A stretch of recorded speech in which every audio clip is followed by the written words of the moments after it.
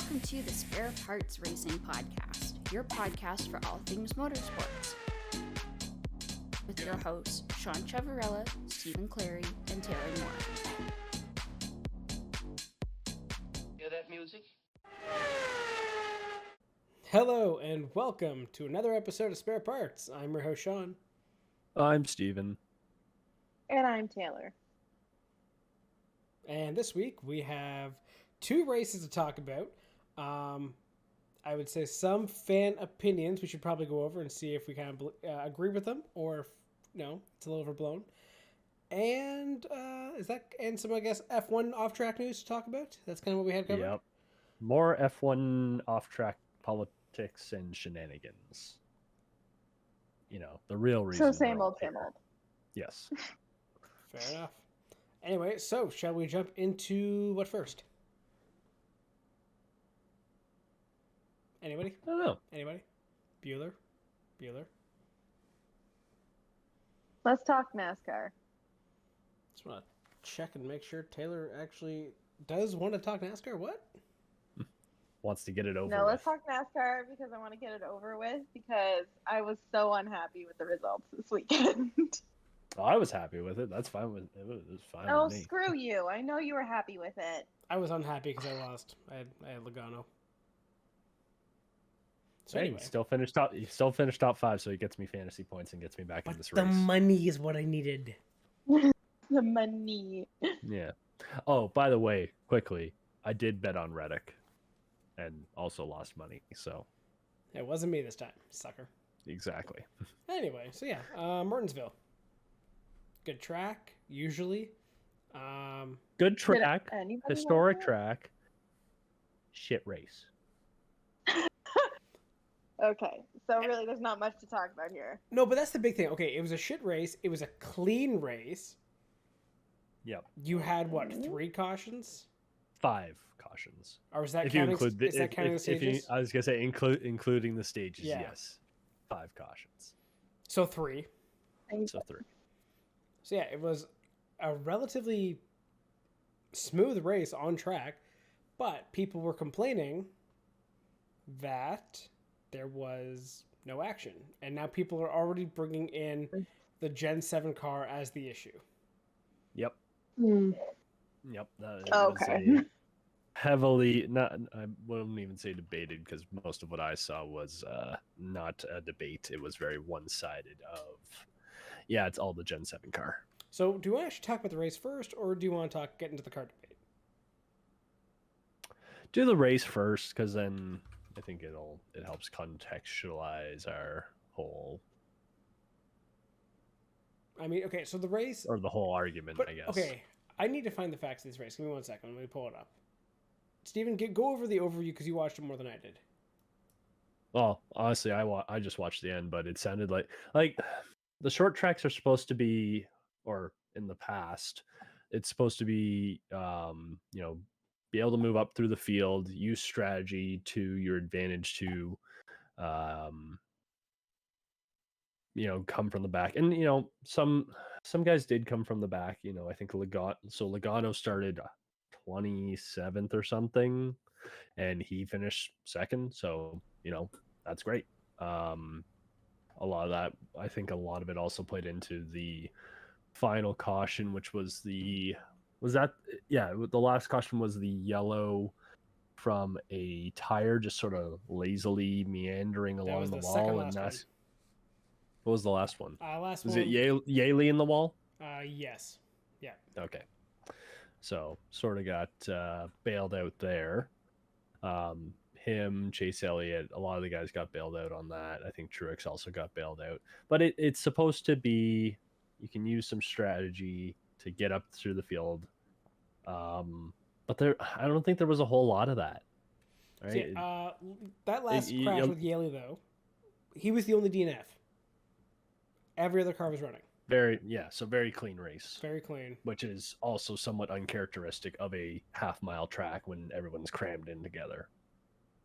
So, but to the point of that no one could pass and that there was no real racing, how many different leaders of the race were there? good question. Stage 1, there was only one because Ryan Preece led 135 laps. Yep. And then after Priest, 10 other leaders of the race. Okay.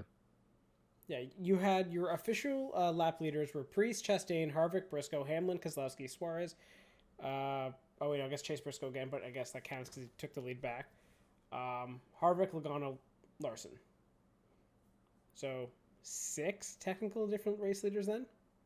Yeah. And also Harvick only had one additional lap out there. Anyway, my point being is if it was a boring race, you have no different change of the lead, right? You have one person running away with it or no one being able to pass that person setting a pace and no one can touch them. See Max in F1. So I don't think it was that bad of a race as people make it out to be. And I really don't think the car is to blame, but we can get into that in a second. And like even up front, you had your top 3 was Chevrolet, Ford, Toyota. That implies there's a relatively, it's not one manufacturer or one team dominating it. You have 3 different teams in the top 3, so it's and like Logano started in the back. You can't say that not everyone or that no one can pass when in a green flag mostly race, the guy that started last passed everyone except the first car. Yep. Well, so here's what I was going to get to towards the end there. Here's why I think a lot of people thought this was a boring race. What happened the last time we raced at Martinsville? You did in the playoffs last year. The Hail Melon. You had the Hail Melon that everyone couldn't shut up about for the next 3 weeks. And that's what people were waiting for. Some big exciting moment, and that just didn't happen. This was a green flag race that just sort of we've talked about before. Sometimes you're going to get cleaner races that aren't necessarily as action packed and therefore to some not as entertaining.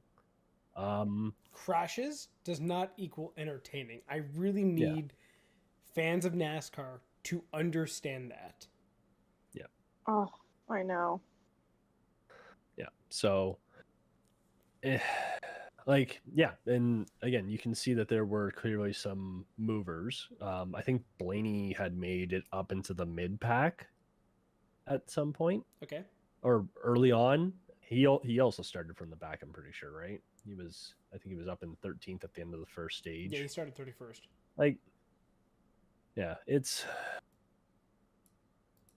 because you did have some movers. I think people were more expecting longer runs, and again, I think that there are some different ways to make it where you can see that more on track.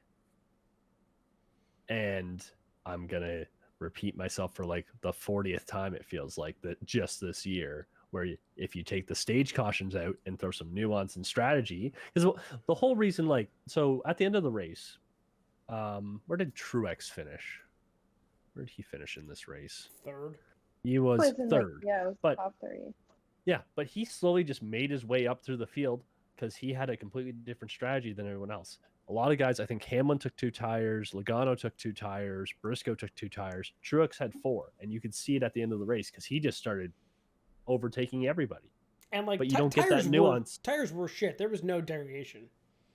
They did not fall off a whole lot as you see other short tracks. It was no. You could stay out on 2 tires and go long and still be competitive speed wise, and that I think was a big issue as well. Yeah, and those guys were probably banking on a later caution because that's sort of what happens, and then you also get overtime, so you can get a cheap pit stop. But they just didn't get it, and they eventually hit that crossover point where the 4-tire strategy worked, and Truex cashed in on that, right?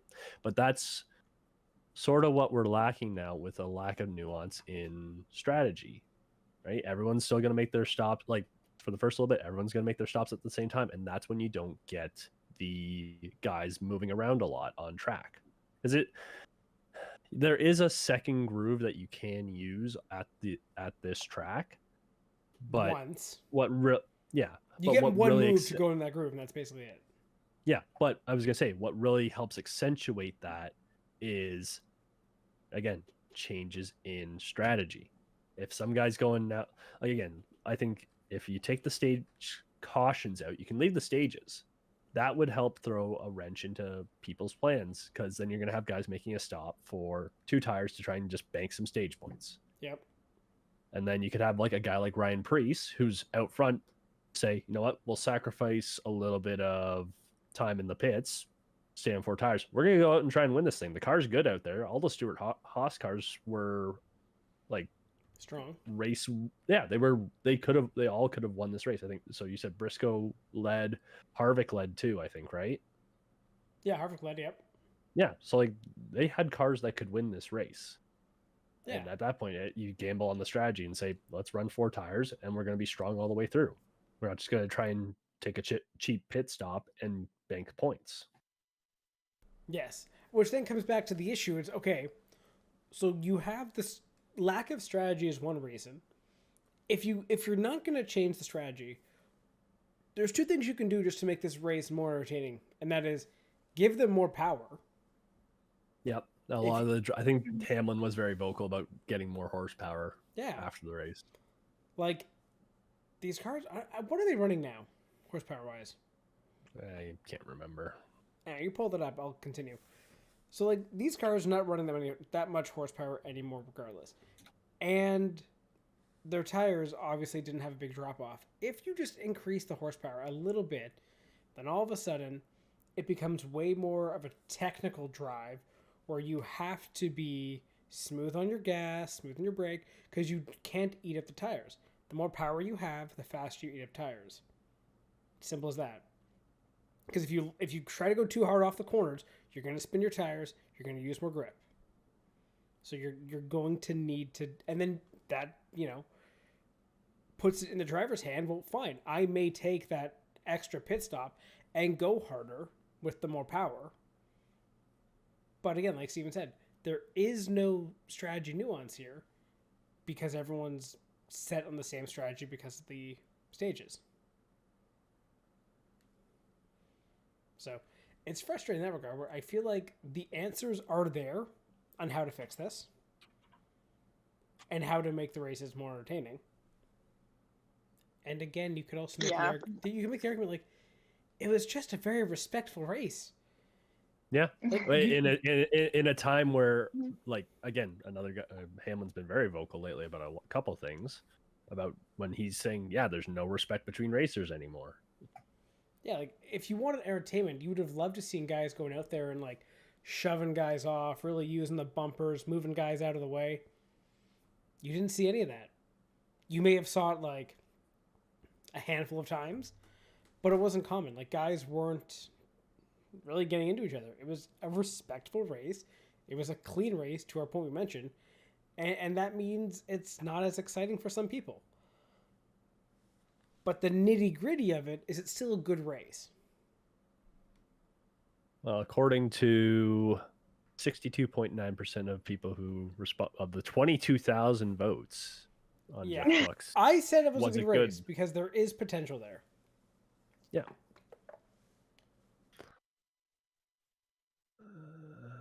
I'm not finding the horsepower, but anyways, you could crank. You could crank. It is down. Yeah, they put it less at the short track. You could just give more power everywhere. It's not a terrible idea. But I will get off that horse. Yeah. Oh, that wasn't even intentional. Nice. Yeah. Anyway, anything else for Martinsville? Besides the rain tires? Yeah. Thoughts on the rain tires? Yes, no? Need more info? Yeah. I'd like to see more. Yeah, because they just used it on Saturday, right? Saturday there or wasn't Friday? Any, wasn't it Friday? Or Friday. It was a truck race. Yeah. There wasn't any, but the point is there wasn't any rain for the Cup cars to try them out. So. But then you had lightning, so you didn't really get good running on the rain tires anyway. Exactly. So need more info. I guess the only other thing or one of the other things for NASCAR, Chase Elliott's back. Oh yeah, yeah. Oh, he's back? He made Yeah. his return. Oh, nice.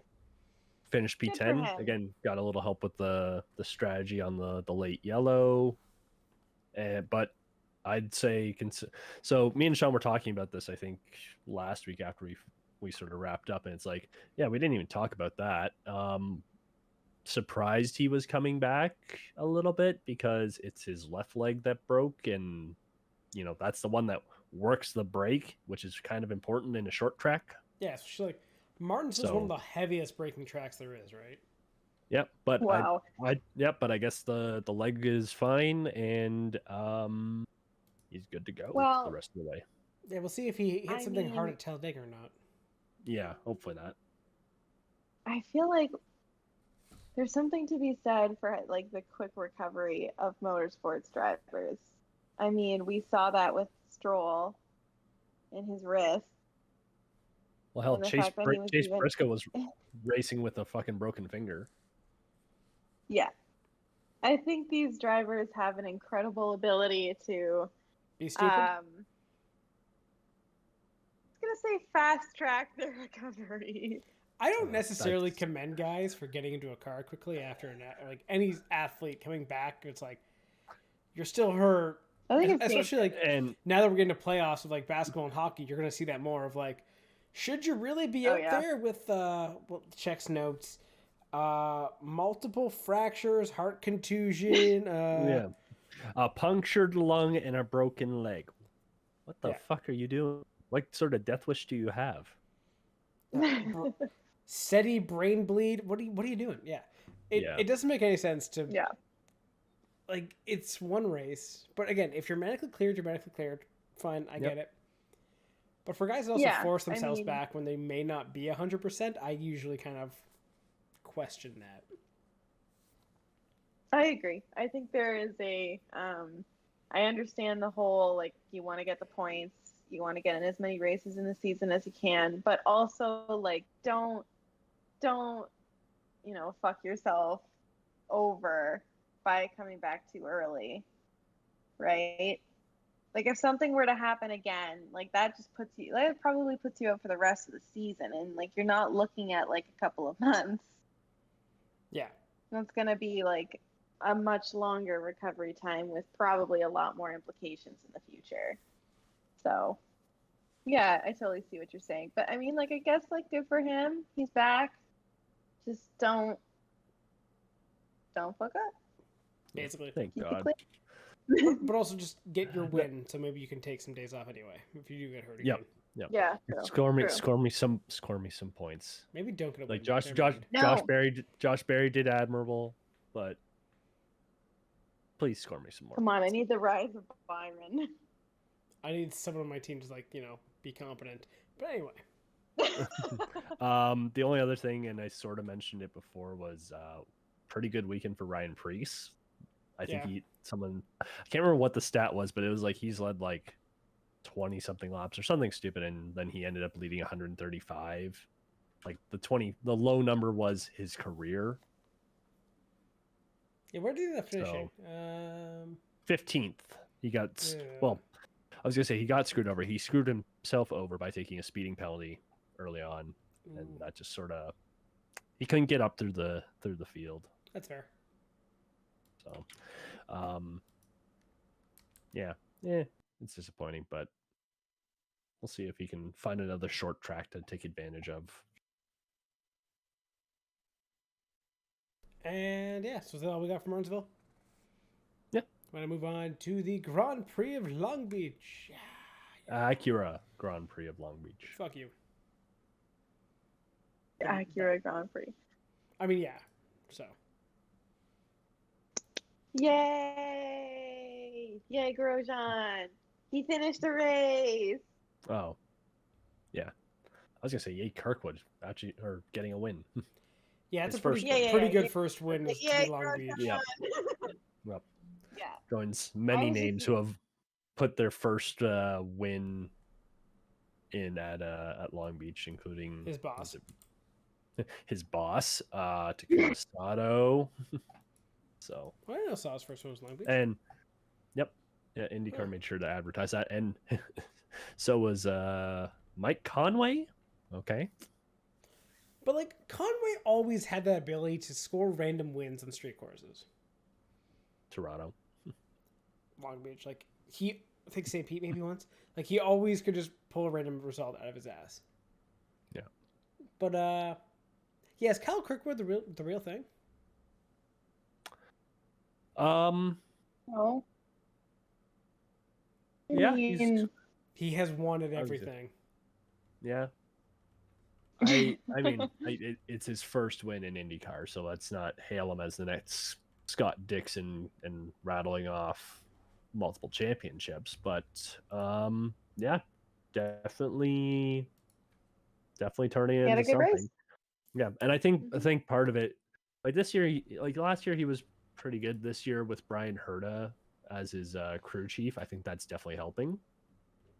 Right, like Herta's been a multi-race winner mostly with Colton, but it's also probably a calming influence on the box. So yeah, I'd say he's starting to. Where is he right now? He is fifth in team point or in driver points. So another young name to throw in amongst the old guys up at the top.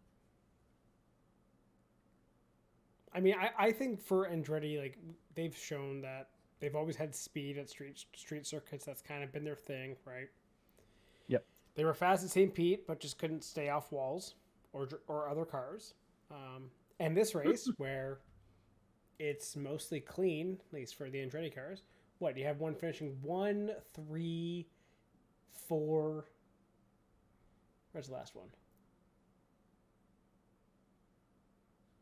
And 1, 3, and 4. Sorry, 1, 2, and 4.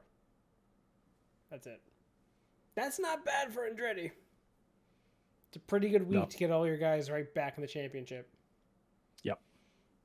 Yeah. And then casually Marcus Ericsson there at third. No? Yeah. It was. I was expecting Taylor to gloat there. Yes. Well, oh yeah, there's Devlin. I did look at the results. I did look at the results, and I was like, yeah. I found Devlin. Yeah, he was way back there. So he's not really an Andretti car. He's more like the Andretti Make-A-Wish car. What? If Devlin DeFrancesco ever gets a top 5, that would be shocking. Very shocking. I will eat random inanimate object in my vicinity. Cat. Wait, no, inanimate. That's me. Eat the teat. Why would you say cat? I don't know. Why is cat the first thing that He's comes not to your even mind? Come on. I thought he'd be around there somewhere. Yep. I thought he's your son. Why would you tell Sean to eat your son? Yeah. Because he's an idiot. And Talking about for people who don't understand this, me and Steven co-own my cat. We're co-parents. Just want to point that out for anyone not unsure what Taylor is talking about. Has my hair, Sean's brain cells. So. I mean, I think he shares brain cells between the two of you. No, the three of us share a brain cell. Yes. Yeah, he's passive. That's true. Yeah, here, Steven, take it.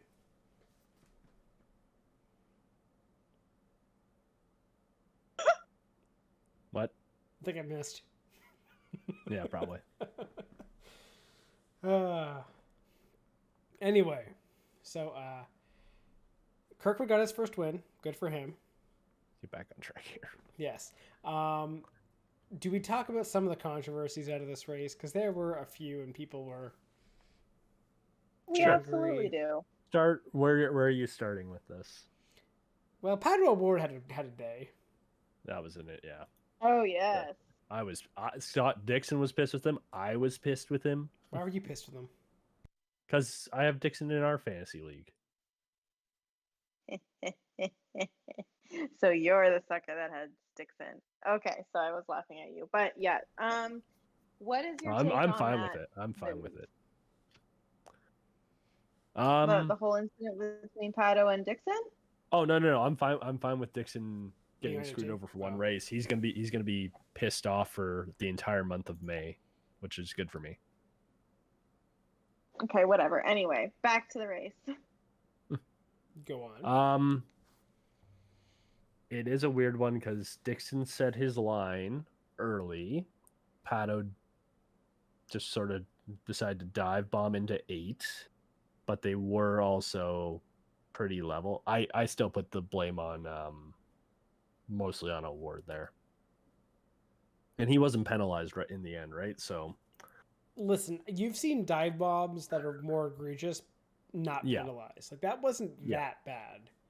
No, it was late, which again, if you're so I put more of the blame on Award. But I mean Dixon took a very conservative line and Pato went for a aggressive move. If you don't go for a gap. Okay, Senna, calm down. Okay, every sim racing driver ever. Exactly. Okay, just because the gap's in turn 1 on lap 1, calm down. Just because the gap is the size of a penny doesn't mean you can fit. But yeah, another one that happened in this one was Agustin Canapino had a very strong race, but then also got screwed over by his own team. Yeah, was a little rough. Well, it was weird coming out of because it was coming out of a caution, right? And you had the jumble of especially so this was after Islet had his puncture as well, right? And so again, both of them were running great. Like again, really strong showing for 75% of the race for Juncos. They've been a good team this year. Yep. But yeah, like Islet just came out on cold tires and it was a bunch of people, the back markers who were just where they probably shouldn't have been and trying to stay on the lead lap. So blue flags. Yep. But we don't have blue flags in Indycar. No, well, yeah. Not the same. So did you see all the see Cal Mila's tweet saying like I've had so many death threats in Spanish? Because he screwed over his teammate, and I think also he had an incident with Award as well. And yeah, he was. A lot of people were mad at Callum Milot for really doing nothing. Well, this track is also weird because where he could have, or where he came out of the pits, and it's a very tight section through there. Like last year is where we got the whole Pagano becoming a part-time gardener and driving his lawnmower through the fountain area. Yeah. So, like, it's not easy to give up a spot. And again, he's trying to stay on the lead lap after just having an unfortunate tire pop. So, like, also, I mean, again, Canapino technically shouldn't have been there. He was technically leading, but he was on very old tires and was going to be obviously slower as well. So yeah, no team orders there. Also, nope. Yeah, it wasn't that bad. I was gonna say this race is also another really clean one as well. Like you had 2 cautions, one for Castronova at the beginning. Yep. And then you had Dixon, however many laps in. But, like, there were other incidents where they just did get local yellows, which is good to see. Like, I was waiting for a yellow when Pato spun it again in turn 8. It's funny when, like, comparing this weekend to, like, NASCAR and IndyCar, who are like, oh, you're being cautious throwing the cautions now? Like, they're not just throwing them for every, I don't know, paper bag that's in the track or whatever. Then you go back to F1. F1. Red flag. Red flag. Red. Like, there was dirt on the track. Red flag. Yeah. Yeah. See, I don't know. it's a weird switch that's happened in the racing world, I guess. But yeah. Which will all be corrected when NASCAR races at Talladega this week. Yellow. I'm going to bet you it's going to be a boring, very low caution race again. What's low caution? Really? Not including stage, under 4. Ooh. So three and a Okay. or 3.5 or 4.5. 4.5. Be clear, 4.5. So 5 or more. Okay, I take that action. I go over. Fine, 3.5.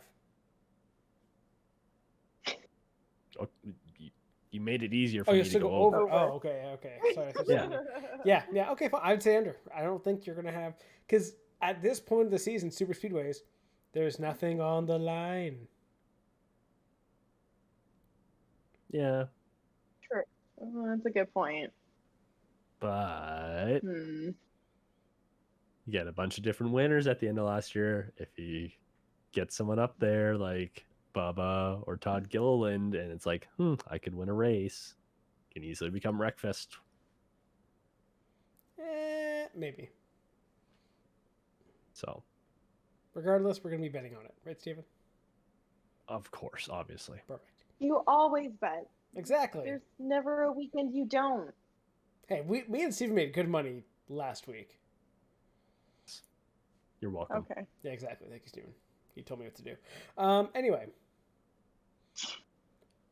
So, is that all we got for the on-track stuff this week? Anything else to cover? Fucking Rossi. Honestly, Steven, do you want to explain Oh. fucking Rossi? Fucking suspension brakes with 1 lap to go. Ozzy's running like 9th. Oh my god.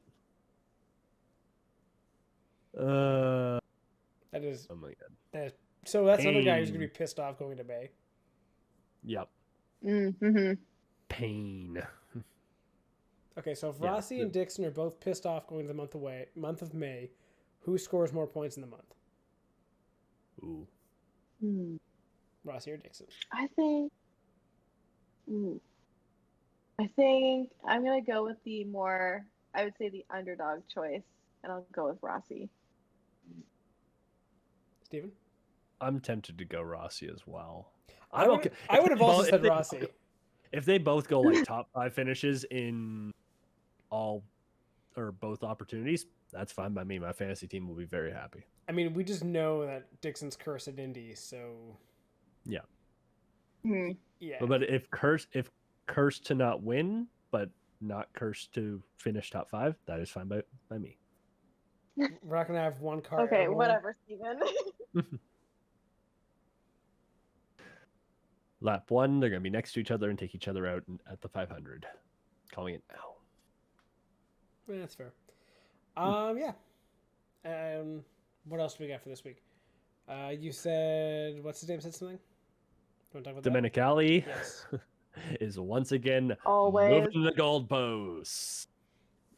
So basically what happened is Domenicali is hinting, Stefano Domenicali came out and was basically hinting at the $200 million entry fee for F1 is too low based on how it's growing.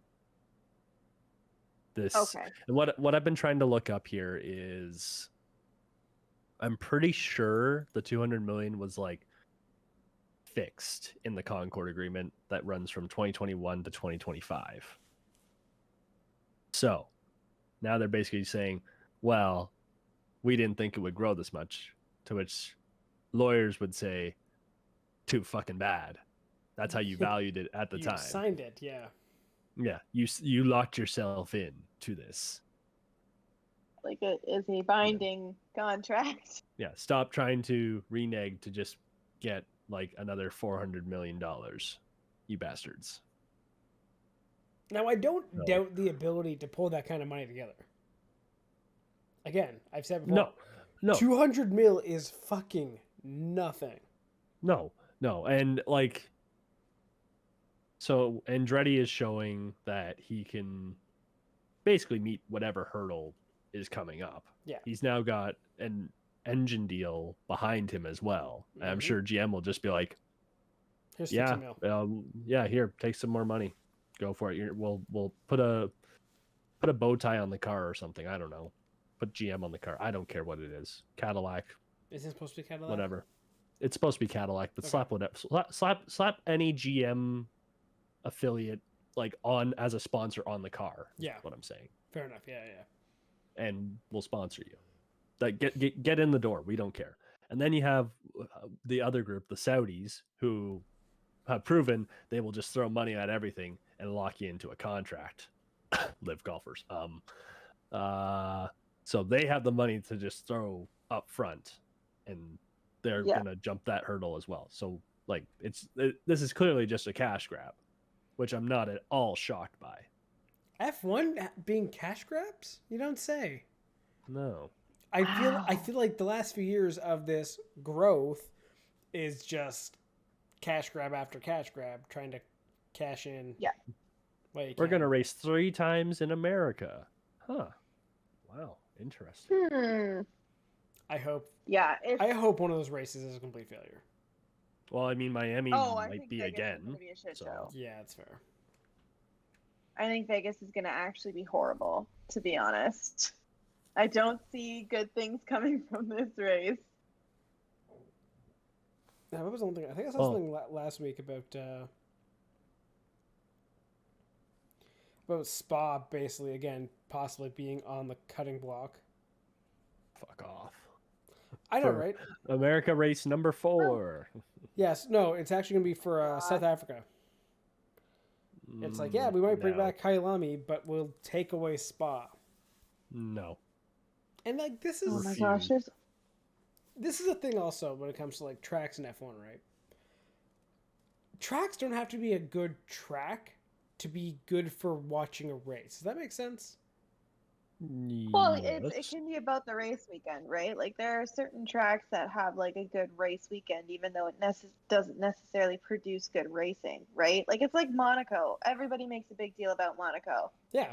But the on-track racing is typically very boring, right? But it's not about that Sunday morning race. Yeah. Like or Sunday afternoon. Let's look at something like Indianapolis. The grand scheme of things, it's a very simple, basic track. What makes it incredibly like mind-boggling to watch is the speed and the walls. What makes Spa unbelievable to watch is the size. Yeah. Like, so if you're going to take away Spa just to go to like another place to fill your hole in your calendar to connect the dots, like there's another track really close to Belgium, might be a country next door, that also produces shit racing.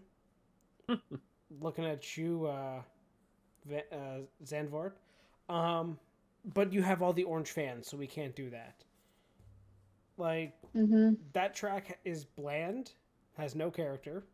Ooh, it has a banked turn. Oh, fuck off. Does it have Eau Rouge? No. And there's lots of options. I'm just really surprised. The day Spa's off the There's calendar so is the many day I options. just go off. Like, there's so many options. I'm sorry, but like I understand that they'll never take it off the freaking calendar because the Saudi, like, let's be real, the Saudis are paying lots of money for it to be on there. But Jeddah, I hate. I hate it. They could just take that off the calendar and replace it if they wanted to. I get there's appeal there also because speeds and wall and proximity. I get it. There can be appeal there. I also hate it just because it's, blood money. Yeah. Well, there's a couple options you could look at cutting, like especially so even if you take away the say racing aspect and just say we want to make it more international and there's too much Europe. Okay, you have 2 races in Italy at this point. Take away one of those. Yeah, Imola shit too. Yeah. I was going to say, just based on the history, I wonder which one you're going to take. It's definitely not Monza. No, we're going to put a street circuit in Rome now and get rid of Monza because that's what the people want, F1 said, with a question mark, and they did it anyway. Yeah. You now have 3 American races. You're not cutting Coda. Vegas is up in the air because we haven't seen what it's like yet. It already has a 10-year contract. Yeah. It has a 10-year contract. Or doesn't matter. Or you can take away Miami, which is just Baku but with extra freedom. So But it's not even a good Miami. It's not even a good track. 'Cause it's like That's what I'm saying. Like, It's yeah. Baku. no, but it's not. No, Miami is Baku's better because at least it has the fucking speed. Miami's not even that fast. Yeah. No. And Miami is like, it was so overhyped and done so poorly last year. The fake Just as marina an is the overall best part of atmosphere. it. Oh, You know. do you think they're gonna do it again this year? No, they're gonna have water this year. They said they're gonna have water. They said it? Allegedly. Okay. We'll Well, see. I mean, didn't that area of Florida also flood like a week ago or something? No, that was more north. Oh. Fort Lauderdale flooded. Miami's southern. Damn. Yes. I was gonna say that would have been the height of irony with the shirt Seb wore, where it was like the first underwater Grand Prix in 2060. Oh no, we misjudged the timing. 2023. Nah, I thought you said give it to the fall. 2060. Give it to the fall till the next hurricane goes through there. There you go. Florida gets one a year. Depends where. I don't know. F1, they make decisions these days, and I'm like, ooh, Everything's a cash grab. how? Yeah. Circling back to how we got here. Everything. So, will they actually be able to do it? It's F1 and the FIA, so probably they'll find some loophole to say, yeah, we didn't expect the growth and we want more money because you're willing to give it to us. Growth my ass. But where, and that's the thing though. That's my question. Where, the growth isn't in the paddock, right? Like the growth has been the calendar. So where's the justification in the entry fee? Like, what is growth? And like, what is sustainable growth? Because nothing about F1 is trying to be sustainable growth. It's trying to be cash in while we can. Yeah, money, and try the best to get as much as they can within a short amount of time. Like, if you look at, but I feel like they're selling their souls. If you look at NASCAR's growth, honestly, that was stable growth from the fucking 70s to peak in 2000, 2003 maybe. Like, that was massive growth, steady over time, good business. It's just, we'll stay here. We know what we are. We're going to just get better and better and better. And eventually became massive. Now, then they considered, yeah. Now, then after, they proceeded to shoot themselves in the foot multiple times with just dumb things and catering to other interests than possibly the fans. And then IndyCar also had massive steady growth, and they split themselves in half, merged back together as this bastardized mess that we have nowadays. But, it kind of works. They seppuku'd and then Frankenstein themselves? Basically. They seppuku'd and then reanimated themselves, and... Oh, yeah, by the way, speaking of IndyCar, did you guys know about this docuseries that the CW is doing? Yeah, the 100 Days to Indy? Yeah. Did we talk about this? Yeah. Pretty sure we did. Yeah, I'm pretty sure. Wow, I totally forgot. I just saw that today, and I was like, what? I didn't know that they were doing this. Well, clearly I am late to the show, or my sieve of a brain totally forgot that conversation. No, it's because every single series nowadays is trying to do a Drive to Survive. And every series sucks at it because it's not the same, because it's not the first, and it's just a clone, and yeah. Although I will say the PGA one, that's basically Drive to Survive, but golf, they actually did that one pretty well. I did enjoy that.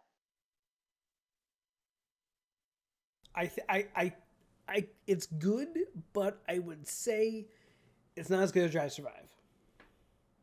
Well, there's less I feel tension. there's a lot in Drive to Survive. Yeah, there's a lot in Drive to Survive that can't be offered in any other sport. Yeah. Golf, you still have a lot of... golf itself is a sport. Your biggest competitor is yourself, right? You always want to be better than your last round. Or the same. For F1, though, because you have these teams and these groups, you get fighting between the teams, within the teams. Golf, it's just yeah, I don't like that guy because he said some shit to me one day. Yeah. You don't get the same kind of a beef. You don't get the whole like, I mean, oh, the you can't putt, change your fucking clubs. No, you don't get that. Mhm. No, change your. Yeah, well, I mean, yeah, that's so true. F1 is unique that way. Yeah, so everyone's gonna have their own docu-series, and it's cool. It's good to get behind behind the scenes looks, but nothing is going to compare to Drive to Survive. Just because Drive to Survive hit at the perfect time. Yeah. Yeah. Right? It was middle of COVID, all sports were shut down, nothing happened. Drive to Survive was it was season 2 or 3 at that time? Yeah. 3. 2 or 3? Okay. 3. I don't know. Yes. I I think it was 3 because think it was 2 actually. Leclerc was at Sauber. No, Leclerc was at Sauber the first So it had to be season, 2 then. and then it was 3 because his first year at Isn't Ferrari season wasn't COVID. Isn't season 3 the COVID year? Yeah. Yeah, so then it was season 2 came out, and everyone watched season 2, watched season 1, and then F1 came. F1 was one of the first sports back, which then exploded F1 because everyone's been watching the show in quarantine. So it was a perfect storm of events that exploded F1's popularity. Yeah. And F1's going to take that and not keep people as fans, but exploit them and take as much money from them as they can, and then kick them to the curb when they're done. Thanks, Saudi Arabia. I mean F1. Yeah, it's disgusting, to be honest. As a fan the whole fucking time, it's frustrating. Yeah. No, it definitely is. It's really sad to see something you love kind of sell its character out just for the money. It's not like F1 didn't have money before, but they want as much as they can get. And it sucks. It sucks because they're gonna sacrifice the fans for that. They don't really care. Yeah. They think they can get more fans elsewhere, right? They just think fans will just keep coming and coming and coming, and that's not how sports works. Yeah. But alas. But hey, we could turn Las Vegas into Monaco, where it's just a bunch of celebrities paying a ton of money to get in.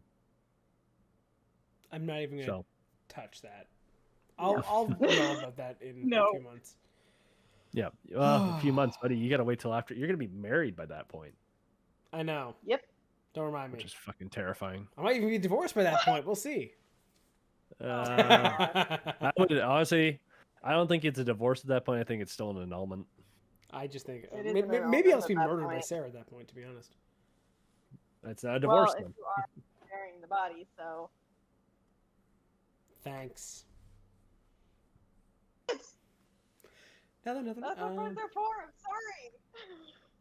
Glad I got your support, Taylor. Glad. Mm-hmm. Anyway, we still got another 2 weeks till F1's back anyway. No. So, What the heck? yep. So, gonna have to deal with that. Thanks, China. Yep. Imagine if we had China, how big the calendar would have fucking been, though. Yep. Mm-hmm. But yeah.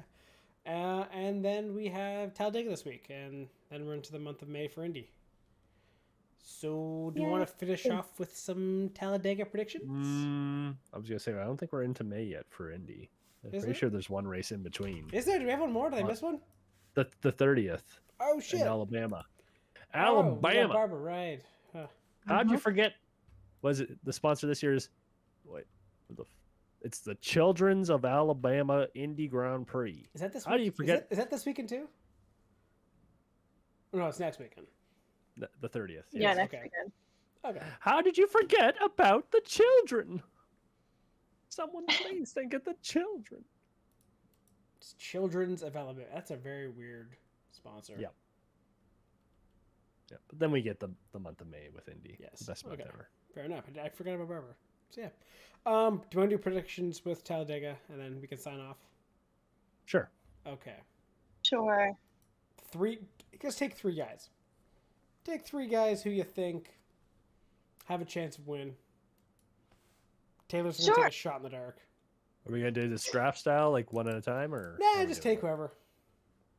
People can agree, people can disagree. Byron. Okay. But like for it. it's Who wants to start? So Byron. Is that serious, or are you just saying Byron?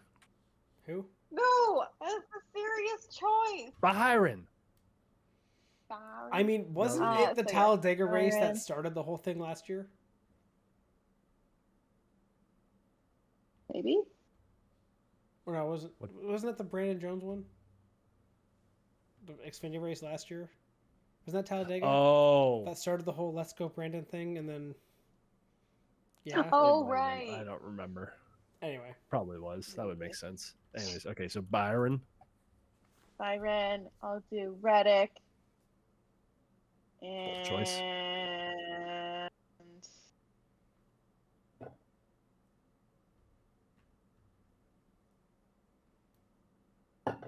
Suarez. I like the Suarez pick. I do. Thank you. Nothing right, else. Sean? Gonna have to go with a team that is possibly at least a driver and team combination that's good at these, and that would be Austin Cindric. Good at play tracks. Okay. Okay. Just saying, Fords win a lot of these play tracks. It seems they're good at pushing. And with that, you got to say Michael McDowell, because obviously, Of course. And shits and giggles, I'd probably say Ross Chastain also. Okay. You know what? I'll try and pick everybody to be different here. Okay. I'm gonna go Logano as my Ford pick. Again, that's a good Ford pick. You know, Fords Yep. are strong. I will go Bubba, because Go Bubba with seems to Bubba, like but I this. didn't. And I thought about bringing this up before, but this guy's actually been like really good all over lately, and I'm very excited to see what this sophomore driver can do. Todd Gilliland. Guess wrecked. You know what? Okay, they said some random stat. Correct. He's had like 8 top 10 finishes or something like that in the last like 15.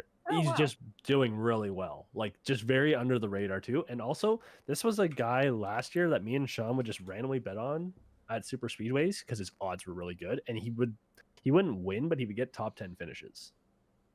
So I'm gonna go with Todd. Speaking of betting on, just checking my one app now, Indy 500 odds are out. Ooh. So this is something that we are going to save for next week then. Good and idea. We can talk about that then. But yeah, so I'm going to go look at the odds now. Yeah, exactly. Thank you very much for listening to this episode. We'll be back next week.